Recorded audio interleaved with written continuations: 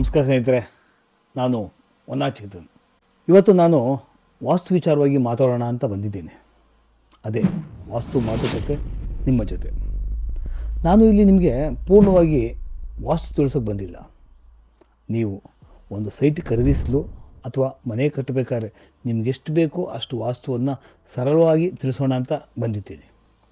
ಸ್ನೇಹಿತರೆ, ಯಾವುದು ಜಾಸ್ತಿ ಅಥವಾ ಕಡಿಮೆ ಬೇಡ, ಎಷ್ಟು ಬೇಕೋ ಅಷ್ಟು ತಿಳಿದಿದ್ರೆ ಸಾಕು. ಈ ವಾಸ್ತು ಮಾತುಕತೆಯು ಎಲ್ಲರ ತಲುಪಲಿ ಅನ್ನೋದೇ ನನ್ನ ಆಸೆ. ಆದರೆ ಅದು ನಿಮ್ಮ ಸಹಕಾರವಿದ್ದರೆ ಮಾತ್ರ ಸಾಧ್ಯ.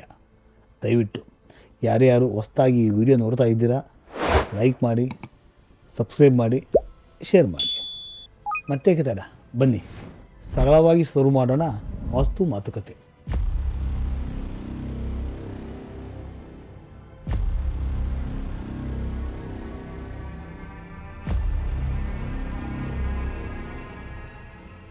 ಈ ವಾಸ್ತು ಪ್ರಾಚೀನ ಭಾರತೀಯ ಶಾಸ್ತ್ರ ಅಂತೂ ನಿಮಗೆಲ್ಲ ಗೊತ್ತಿದೆ.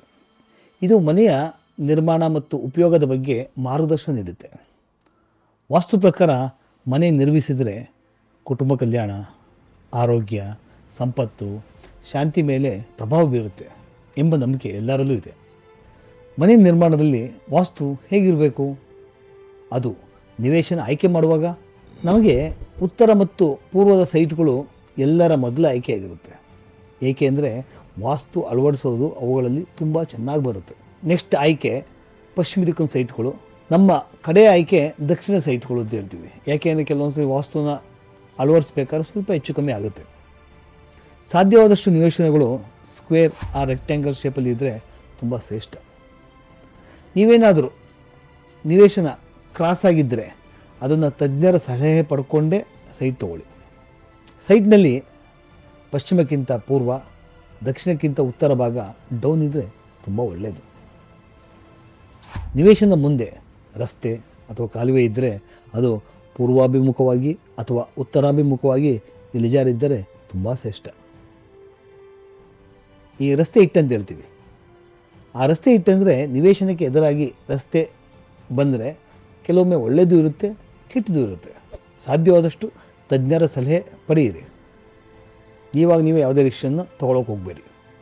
ಮನೆಯ ಮುಖ್ಯ ಬಾಗಿಲು ಅದು ಈಶಾನ್ಯ ಮೂಲೆ ಅಥವಾ ಪೂರ್ವ ಮತ್ತು ಉತ್ತರ ದಿಕ್ಕಿನಲ್ಲಿ ಇರುವ ಎಂಟ್ರಿ ಆದರೆ ತುಂಬ ಶ್ರೇಷ್ಠ. ಉಳಿದ ದಿಕ್ಕುಗಳು ತೀರಾ ಕೆಟ್ಟು ಅಂತೇನಿಲ್ಲ.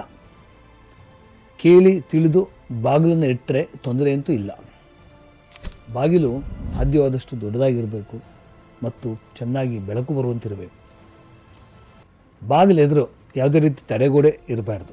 ಮುಂದೆ ನಾವು ಕೋಣೆಗಳ ವ್ಯವಸ್ಥೆ ಅಂತ ನೋಡೋಣ. ಹೇಗೆ ರೂಮ್ಸ್ ಇರಬೇಕು, ಏನು ಕತೆ, ಆ ವಿಚಾರವು ಮಾತಾಡೋಣ. ನಮ್ಮದು ಲಿವಿಂಗ್ ಏರಿಯಾ ಅಂತ ಹೇಳ್ತೀವಲ್ಲ, ಅದು ಉತ್ತರ, ಪೂರ್ವ ಅಥವಾ ಈಶಾನ್ಯ ದಿಕ್ಕಿನಲ್ಲಿದ್ದರೆ ಒಳ್ಳೆಯದು. ಮಾಸ್ಟರ್ ಬೆಡ್ರೂಮು ದಕ್ಷಿಣ ಮತ್ತು ಪಶ್ಚಿಮದಲ್ಲಿದ್ದರೆ ಶ್ರೇಷ್ಠ. ಚಿಲ್ಡ್ರನ್ಸ್ ಬೆಡ್ರೂಮ್ಗಳು ಈಶಾನ್ಯದಲ್ಲಿದ್ದರೆ ಉತ್ತಮ. ಏಕೆಂದರೆ ಒಳ್ಳೆಯ ಗಾಳಿ ಬೆಳಕು ಬರುತ್ತೆ, ಮಕ್ಕಳಿಗೆ ವಿದ್ಯಾಭ್ಯಾಸ ಕೂಡ ಚೆನ್ನಾಗಾಗುತ್ತೆ ಅನ್ನೋದು ನಮ್ಮ ನಂಬಿಕೆ. ಬೇರೆ ಬೆಡ್ರೂಮ್ಗಳು ವಾಯುವ್ಯ, ಆಗ್ನೇಯ ಹಾಗೂ ಈಶಾನ್ಯದಲ್ಲಿ ಬರಬಹುದು. ಆದರೆ ಮಾಸ್ಟರ್ ಬೆಡ್ರೂಮ್ ಮಾತ್ರ ಬರಬೇಡ. ಅಡುಗೆ ಮನೆ ಅಗ್ನಿಮೂಲಿನಲ್ಲೇ ಬರಬೇಕು. ಕೆಲವೊಮ್ಮೆ ಸಾಧ್ಯವಾಗಲಿಲ್ಲ ಅಂತ ಅಂದರೆ ಸೆಕೆಂಡ್ ಆಪ್ಷನ್ ವಾಯುವ್ಯ ಮೂಲೆಯಲ್ಲಿ ಕೂಡ ತೊಗೊಂಡ್ಬರ್ಬೋದು. ನೆಕ್ಸ್ಟು ಡೈನಿಂಗ್ ಹಾಲ್ ಅಂತ ಏನು ಹೇಳ್ತೀವಿ, ಅಂದರೆ ಊಟದ ಕೋಣೆ. ಅದು ಮೊದಲ ಆದ್ಯತೆ ಪೂರ್ವ ಮತ್ತು ಉತ್ತರದಲ್ಲಿರಲಿ. ಸಾಧ್ಯವಾದಷ್ಟು ಕಿಚನ್ಗೆ ಹೊಂದ್ಕೊಂಡಂಗಿದ್ರೆ ತುಂಬ ಒಳ್ಳೆಯದು. ಇನ್ನು ಪೂಜಾ ಕೋಣೆ ಈಶಾನ್ಯ ದಿಕ್ಕಿನಲ್ಲಿ ತುಂಬ ಶ್ರೇಷ್ಠ. ಆದರೆ ಅಲ್ಲಿ ಬಾಗಿಲು ಪೂರ್ವ ಮತ್ತು ಉತ್ತರಕ್ಕೆ ಖಂಡಿತ ಬರೋದಿಲ್ಲ. ಬ್ರಹ್ಮಸ್ಥಾನದಲ್ಲಿ ಅಂದರೆ ನಡುಮನೆ ಅಂತ ಏನು ಹೇಳ್ತೀವಿ, ಅಲ್ಲಿ ಬಂದರೆ ತುಂಬ ಒಳ್ಳೆಯದು. ಅದರಲ್ಲೂ ಮೇಲೆ ಸೂರ್ಯನ ಬೆಳಕು ಬರುವ ಸ್ಕೈಲೈಟ್ ಕೆಳಗಿದ್ರೆ ತುಂಬ ಉತ್ತಮ. ಪೂರ್ವ ಮತ್ತು ಉತ್ತರದ ಬಾಗಿಲು ಬೇಕೆಂದರೆ ಬೇರೆ ಬೇರೆ ದಿಕ್ಕುಗಳಲ್ಲೂ ಕೂಡ ಪ್ರಯತ್ನಿಸ್ಬೋದು. ಇನ್ನು ಬಾತ್ರೂಮ್ಸ್ ವಾಯು ಮೂಲೆಯಲ್ಲಿ ಬಂದರೆ ತುಂಬ ಉತ್ತಮ. ಬೆಡ್ರೂಮ್ಗಳಿಗೆ ಅನುಗುಣವಾಗಿ ವಾಯು ಮೂಲೆಯಲ್ಲಿ ಅಟ್ಯಾಚ್ ಬಾತ್ರೂಮ್ ಕೂಡ ಮಾಡ್ಬೋದು. ಕೆಲವೊಂದು ಸಾಮಾನ್ಯ ವಿಚಾರಗಳು ಅಂದರೆ ಮಳೆ ನೀರು ಪೂರ್ವ ಅಥವಾ ಉತ್ತರ ದಿಕ್ಕಿನಲ್ಲೇ ಹರಿದ್ರೆ ತುಂಬ ಒಳ್ಳೆಯದು. ಮನೆಯೊಳಗೆ ಏನಾದರೂ ಭಾರೀ ಭಾರವಾದ ವಸ್ತುಗಳಿದ್ದರೆ ದಕ್ಷಿಣ ಮತ್ತು ಪಶ್ಚಿಮ ಭಾಗದಲ್ಲಿ ಇಟ್ಟರೆ ತುಂಬ ಒಳ್ಳೆಯದು. ಈಶಾನ್ಯ ಮೂಲೆಯಲ್ಲಿ ಜಾಸ್ತಿ ಭಾರ ಬೇಡ. ಅದಲ್ಲದೆ ಕನ್ಸ್ಟ್ರಕ್ಷನ್ ಸಮಯದಲ್ಲಿ ಈಶಾನ್ಯ ದಿಕ್ಕಿನಲ್ಲಿ ಜಾಸ್ತಿ ಭಾರವಾದ ಮೆಟೀರಿಯಲ್ಸ್ ಹಾಕೋಕ್ಕೆ ಹೋಗ್ಬೇಡಿ. ಹಾಕಿದ್ರೆ ಎಷ್ಟೇ ಹಣ ಇದ್ದರೂ ಕೂಡ ಕೆಲಸ ಸಾಗೋದಿಲ್ಲ. ಸಂಪು ಅದು ಮನೆಯ ಈಶಾನ್ಯ ಭಾಗದಲ್ಲೇ ಇದ್ದರೆ ಒಳ್ಳೆಯದು, ಅಲ್ಲೇ ಇರಬೇಕು. ಈಶಾನ್ಯ ಮೂಲೆ ಸಾಧ್ಯವಾದಷ್ಟು ಎಲ್ಲ ದಿಕ್ಕುಗಳಿಂದ ಡೌನ್ನಲ್ಲಿರಬೇಕು. ಇಲ್ಲಿ ಡೌನ್ ಇದ್ದರೆ ಮನೆಯ ಎತ್ತರಗಳು ಏನೇ ಏರುಪೇರಿದ್ದರೂ ತೊಂದರೆಗಳಿದ್ದರೂ ಕೂಡ ಅದು ಬರದಂತೆ ತಡೆಯುತ್ತೆ ಅನ್ನೋದು ನಮ್ಮ ವಾಸ್ತು ನಂಬಿಕೆ. ಅದು ಓವರ್ ಹೆಡ್ ಟ್ಯಾಂಕ್ ಅಂತ ಏನು ಹೇಳ್ತೀವಿ, ಆ ಓವರ್ ಹೆಡ್ ಟ್ಯಾಂಕು ಮನೆಯ ನೈಋತ್ಯ ಭಾಗದಲ್ಲಿ ಅದು ಎಲ್ಲಕ್ಕಿಂತ ಎತ್ತರದಲ್ಲಿರಬೇಕು. ಮನೆ ಸುತ್ತ ಖಾಲಿ ಜಾಗ ಇರಲಿ. ಅದರಲ್ಲಿ ದಕ್ಷಿಣಕ್ಕಿಂತ ಉತ್ತರದಲ್ಲಿ ಮತ್ತು ಪಶ್ಚಿಮಕ್ಕಿಂತ ಪೂರ್ವದ ಭಾಗದಲ್ಲಿ ಜಾಗ ಜಾಸ್ತಿ ಬರಬೇಕು. ಈ ಎಲೆಕ್ಟ್ರಿಕ್ ಮೀಟ್ರು, ಗ್ಯಾಸ್ದು ಎಲ್ಲ ಬರುತ್ತಲ್ಲ, ಅದನ್ನು ಸಾಧ್ಯವಾದಷ್ಟು ವಾಯುವ್ಯ ಅಥವಾ ಆಗ್ನೇಯ ಭಾಗದಲ್ಲಿದ್ದರೆ ಒಳ್ಳೆಯದು. ಮನೆ ಕಟ್ಟುವಾಗ ಭಾಗಗಳಿಗೆ ಹಿಟ್ ಬರದ ಹಾಗೆ ಗೋಡೆ ಕಟ್ಟಬೇಕಾಗುತ್ತೆ. ಈ ದಕ್ಷಿಣ ದಿಕ್ಕಿಗೆ ತಲೆ ಹಾಕಿ ಮಲಗೋದು ತುಂಬ ಉತ್ತಮ. ಪಶ್ಚಿಮದಕ್ಕೂ ಕೂಡ ಬಳಸ್ಬೋದು, ಅದು ಸೆಕೆಂಡ್ ಆಪ್ಷನ್ ಆಗಿ. ಮಕ್ಕಳಿಗೆ ಪೂರ್ವ ತುಂಬ ಉತ್ತಮ. ಇನ್ನು ನಾವಂತೂ ಉತ್ತರ ದಿಕ್ಕಿಗೆ ತಲೆ ಹಾಕಿ ಮಲಗೋದನ್ನು ಎಲ್ಲರೂ ಅಪೋಸ್ ಮಾಡ್ತಾರೆ, ಬೇಡ ಬಿಡಿ. ಮನೆಯಲ್ಲಿ ಮೆಟ್ಲು ಶುರು ಮಾಡಬೇಕಾದ್ರೆ ಉತ್ತರದಿಂದ ದಕ್ಷಿಣಕ್ಕೆ ಮತ್ತು ಪೂರ್ವದಿಂದ ಪಶ್ಚಿಮಕ್ಕೆ ಇರಲಿ. ಹತ್ತುವಾಗ ಸಾಧ್ಯವಾದಷ್ಟು ಬಲತಿರು ಇರಲಿ. ಮೆಟ್ಲುಗಳು ಬೆಸ ಸಂಖ್ಯೆಯಲ್ಲಿರಬೇಕು. ಕಡೆ ಮೆಟ್ಲು ಬೆಸ ಸಂಖ್ಯೆಯಲ್ಲೇ ಕೊನೆಯಾಗಬೇಕು. ಬಾಗಿಲು, ಕಿಟಕಿಗಳು ಸಮಸಂಖ್ಯೆಯಲ್ಲಿದ್ದರೆ ತುಂಬ ಒಳ್ಳೆಯದು. ಬಾಲ್ಕನಿಗಳು ಪೂರ್ವ ಅಥವಾ ಉತ್ತರ ದಿಕ್ಕಿನಲ್ಲಿದ್ದರೆ ತುಂಬ ಉತ್ತಮ. ಸ್ಕೈಲೈಟ್ಸ್ ಅಂತ ಹೇಳ್ತೀವಿ, ಅದನ್ನು ಪಿರಮಿಡ್ ರೀತಿ ನಿರ್ಮಿಸಿ ಅದಕ್ಕೆ ಗ್ಲಾಸನ್ನು ಫಿಕ್ಸ್ ಮಾಡಿ ಮನೆಯ ಮಧ್ಯಭಾಗ ಅಂದರೆ ಬ್ರಹ್ಮಸ್ಥಾನದಲ್ಲಿ ಫಿಕ್ಸ್ ಮಾಡಿದ್ರೆ ಸ್ವಾಭಾವಿಕವಾದ ಬೆಳಕು ಮನೆಯನ್ನೆಲ್ಲ ಸ್ಪರ್ಶಿಸಿದ್ರೆ ತುಂಬ ಉತ್ತಮ ಅಂತ ಹೇಳ್ತಾರೆ. ಮನೆಯ ಬೋರ್ವೆಲ್ ಸೈಟ್ನ ಈಶಾನ್ಯ ಭಾಗದಲ್ಲಿ ಬಂದರೆ ತುಂಬ ಒಳ್ಳೆಯದು. ಮನೆಯ ಒಳಗಡೆಯ ಫ್ಲೋರನ್ನು ಸ್ಪ್ಲಿಟೈಟ್ ಮಾಡಬೇಕು ಅಂತ ಅಂದ್ಕೊಂಡಿದ್ರೆ ಮೊದಲು ಯಾವ ದಿಕ್ಕಿನಿಂದ ಯಾವ ದಿಕ್ಕಿಗೆ ಎತ್ತರ ಇರಬೇಕು ಎಂಬ ಅರಿವು ಇರಬೇಕು ನಮಗೆ. ಜಾಸ್ತಿ ಎತ್ತರ ನೈಋತ್ಯ ಇರಬೇಕು ಮತ್ತು ಈಶಾನ್ಯ ಮೂಲೆ ಯಾವಾಗಲೂ ಡೌನ್ನಲ್ಲಿರಬೇಕು. ಅದರ ಅನುಗುಣವಾಗಿಯೇ ಡಿಸೈನ್ಸ್ ಮಾಡಬೇಕು. ಸ್ನೇಹಿತರೆ, ಫಾರ್ ಎಕ್ಸಾಂಪಲ್ ನಿಮಗೊಂದು ಸಣ್ಣ ಸ್ಟೋರಿ ಹೇಳ್ತೀನಿ. ನನ್ನ ಸ್ನೇಹಿತರು, ಸದ್ಯಕ್ಕೆ ಅವ್ರ ಹೆಸರು ಬೇಡ, 15 ವರ್ಷಗಳಿಂದ ನನ್ನ ಬಳಿ ಬಂದು ಒಂದು ಪ್ಲ್ಯಾನ್ ಮಾಡಿದ್ರು. ಅವರ ಸೈಟ್ ಅಳತೆ 30ಕ್ಕೆ 30 ಇತ್ತು. ತುಂಬ ಒಳ್ಳೆ ನಾಲೆಡ್ಜ್ ಇದ್ದಂಥ ವ್ಯಕ್ತಿ. ತುಂಬ ಖುಷಿಯಾಯಿತು. ತುಂಬ ಡಿಫ್ರೆಂಟಾಗಿ ಸ್ಪ್ಲಿಟೆಡ್ ಕಮ್ ಡ್ಯೂಪ್ಲೆಕ್ಸ್ನಲ್ಲಿ ಒಂದು ಒಳ್ಳೆ ಮನೆ ಮಾಡಿಸ್ಕೊಂಡ್ರು.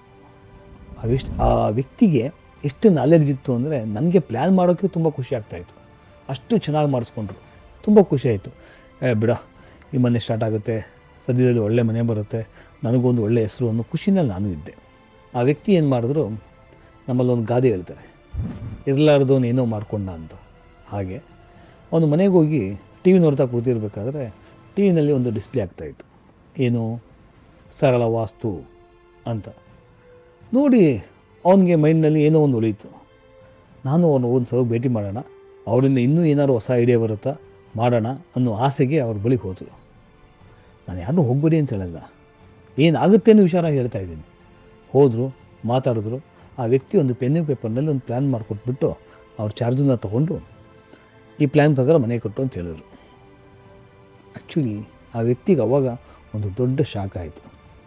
ಅಯ್ಯೋ, ಇರೋದೊಂದು ಜೀವನ, ಇಷ್ಟೊಂದು ಕನಸಿಟ್ಕೊಂಡಿದ್ದೀನಿ, ಇಷ್ಟೊಂದು ಡಿಫ್ರೆಂಟಾಗಿ ಮನೆ ಕಟ್ಟಬೇಕು ಅಂತ ಇದ್ದೀನಿ, ಇವರು ಪೆನ್ನು ಪೇಪರಲ್ಲಿ ಒಂದು ಆರ್ಡಿನರಿ ಬರ್ಕೊಟ್ರೆ ಹೆಂಗೆ ಕಟ್ಟೋಕ್ಕೆ ಸಾಧ್ಯ? ಅಯ್ಯೋ, ನಾನು ಇದು ಕಟ್ಟಲ್ಲ ಅಂತ ಆ ವ್ಯಕ್ತಿ ಹೋಗಿ ಅವ್ರಿಗೆ ಅಪೋಸ್ ಮಾಡಿದ್ರು ನೇರವಾಗಿ. ಸರ್, ತೀರಾ ಆರ್ಡಿನರಿ ಪ್ಲ್ಯಾನ್ ಆಯಿತು, ಈ ಮನೆ ನಾನು ಕಟ್ಟಲ್ಲ ಹಾಗೆ ಹೀಗೆ ಅಂತ. ಆ ವ್ಯಕ್ತಿಗೆ ಹೀಗೋ ಕ್ಲಾಶ್ ಆಗುತ್ತೆ ಅಂತ ಹೇಳ್ತಾರಲ್ಲ, ಅದರಿಂದ ಏನು ಹೇಳಿದ್ರು ಗೊತ್ತಾ, ನೀನು ಈ ರೀತಿ ಮನೆ ಕಟ್ಟಿದ್ರೆ ಮಾತ್ರ ನೀನು ನೆಮ್ಮದಿಯಾಗಿರ್ತೀಯ, ಇಲ್ಲ ಅಂದರೆ ನಿನ್ನ ಬದುಕು ಎಲ್ಲ ಹಾಳಾಗುತ್ತೆ ಅಂತ ಒಂದೇ ಮಾತಲ್ಲಿ ಎದುರಿಸಿದ್ರು. ಆ ವ್ಯಕ್ತಿ ಪರಿಸ್ಥಿತಿ ಹೇಗಾಯಿತು ಅಂದರೆ, ಅವರ ಕನಸಿನ ಥರ ಮನೆ ಕಟ್ಟಬೇಕು ಅನ್ನೋ ವಿಚಾರನೂ ದೂರ ಆಯಿತು. ಆ ಮನೆ ಕಟ್ಟೋಕ್ಕೆ ಆ ವ್ಯಕ್ತಿ ರೆಡಿ ಇಲ್ಲ. ತುಂಬ ಒಲ್ಲದ ಮನಸ್ಸಿನಿಂದ, ಅಂದರೆ ಏನಾಗೋಯ್ತು ಪರಿಸ್ಥಿತಿ ಅಂದರೆ, ಒಂದು ಬೇಸರಕ್ಕೆ ಆ ಪ್ರಾಜೆಕ್ಟ್ನ ಡ್ರಾಪ್ ಮಾಡೋದು. ಎಷ್ಟು ವರ್ಷ? ಹತ್ರ 7ರಿಂದ 8 ವರ್ಷ ಪ್ರಾಜೆಕ್ಟ್ ಡ್ರಾಪ್ ಆಯಿತು. ಆ ಒಂದು ಭಯ, ಏನೋ ಆಗುತ್ತೆ ಅನ್ನೋ ಭಯಕ್ಕೆ ಡ್ರಾಪ್ ಮಾಡೋದು. ಆ ಸಂದರ್ಭದಲ್ಲಿ ಸ್ಟಾರ್ಟಿಂಗ್ನಲ್ಲಿ 60,000 ಒಂದು ಚದರಕ್ಕಿತ್ತು. ಈಗ ಅವರು ನೆಕ್ಸ್ಟ್ ಕಟ್ಟಿದಂಥ ಸಂದರ್ಭಕ್ಕೆ ಹತ್ತತ್ರ ಏನಿಲ್ಲ ಅಂತಂದ್ರೂ ಚದರ 1.5 ಲಕ್ಷ ಆಗಿತ್ತು. ಆ ಡಿಫೆನ್ಸ್ ಕಾಸ್ಟ್ ಯಾರು ಕೊಡ್ತಾರೆ? ಅವನ ಬದುಕು ಹಾಳಾಯ್ತಲ್ವಾ? ಇದು ಎಲ್ಲರಿಗೂ ಗೊತ್ತಿರಬೇಕಾದಂಥ ವಿಚಾರಗಳು. ನಾನು ಸರಿ ಇನ್ನೊಬ್ಬರು ತಪ್ಪು ಅಂತ ಹೇಳಲ್ಲ, ಇನ್ನೊಬ್ಬರು ಸರಿ ಅಥವಾ ನಾನು ತಪ್ಪು ಅಂತ ನಾನು ಹೇಳೋಕ್ಕೆ ಹೋಗಲ್ಲ. ಎಷ್ಟು ಬೇಕೋ ಅಷ್ಟು ತಿಳ್ಕೊಳ್ಳೋಕೆ ಪ್ರಯತ್ನ ಮಾಡಿ. ಎಲ್ಲವನ್ನೂ ತಿಳ್ಕೊಳ್ಳೋಕೆ ಹೋದರೆ ಏನಾಗುತ್ತೆ ಅನ್ನೋದಕ್ಕೆ ಇದೊಂದು ಬೆಸ್ಟ್ ಎಕ್ಸಾಂಪಲ್.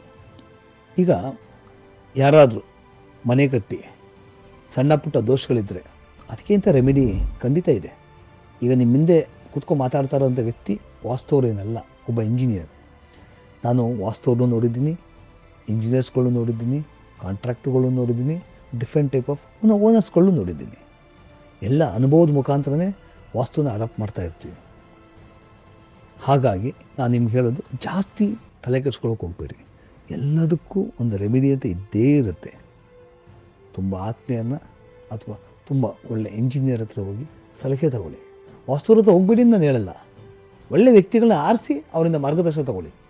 ಅವರಿದ್ರೇ ಅವರು ಕೂಡ ನಮ್ಗೆ ಒಳ್ಳೆಯದಾಗಲಿ ಅಂತಲೇ ಹೇಳಿರ್ತಾರೆ. ಎಷ್ಟು ಸಾಧ್ಯ ಅಷ್ಟು ಸರಳವಾಗಿ ವಾಸ್ತು ಬಗ್ಗೆ ತಿಳಿಸಿದ್ದೀನಿ. ನಿಮ್ಗೆ ಯಾರಿಗೂ ತುಂಬ ಕಾಂಪ್ಲಿಕೇಶನ್ಸ್ ಮಾಡಿಲ್ಲ, ಸಿಂಪಲ್ಲಾಗಿ ಹೇಳಿದ್ದೀನಿ. ನಿಮಗೇನಾದರೂ ಡೌಟ್ ಇದ್ದರೆ ದಯವಿಟ್ಟು ಕಮೆಂಟ್ ಮಾಡಿ, ಇದ್ರ ಬಗ್ಗೆ ನಾನು ತಿಳಿಸ್ಕೊಡ್ತೀನಿ. ನಾನು ಮುಂದಿನ ವಿಡಿಯೋದಲ್ಲಿ ವಾಸ್ತುನ ಅಥವಾ ವೈಜ್ಞಾನಿಕ ಅನ್ನೋ ವಿಚಾರವಾಗಿ ಮಾತಾಡ್ತೀನಿ. ದಯವಿಟ್ಟು ಯಾರ್ಯಾರು ಹೊಸದಾಗಿ ವಿಡಿಯೋ ನೋಡ್ತಾ ಇದ್ದೀರಾ ಲೈಕ್ ಮಾಡಿ, ಸಬ್ಸ್ಕ್ರೈಬ್ ಮಾಡಿ, ಶೇರ್ ಮಾಡಿ. ಅಲ್ಲಿವರೆಗೆ ಎಲ್ಲರಿಗೂ ಧನ್ಯವಾದಗಳು.